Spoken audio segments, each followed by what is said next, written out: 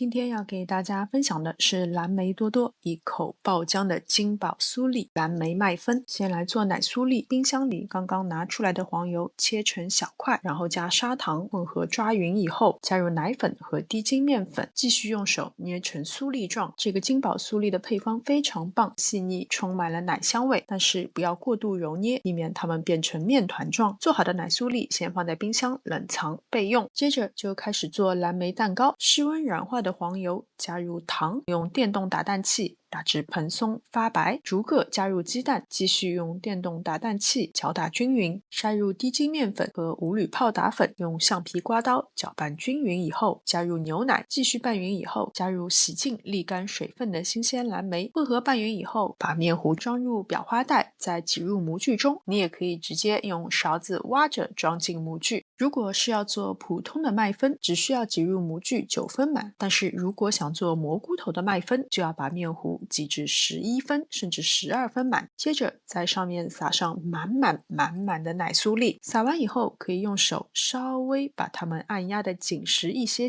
送入预热好的烤箱，170摄氏度烤30分钟。看着爆浆的蓝莓真的是太诱人了。蘑菇头的造型好可爱，充满奶香味的奶酥粒配上爆了浆的蓝莓，真的是爆炸好吃。这个配方如果做蘑菇头的麦芬可以做4个，做普通麦芬的话可以做6个。隔天食用的话，只需要放进微波炉用高火叮20秒，你就会得到和刚出炉一样松软香甜的蓝莓麦芬。好了，今天的视频就到这边，非常感谢大家的观看，我们下次再见。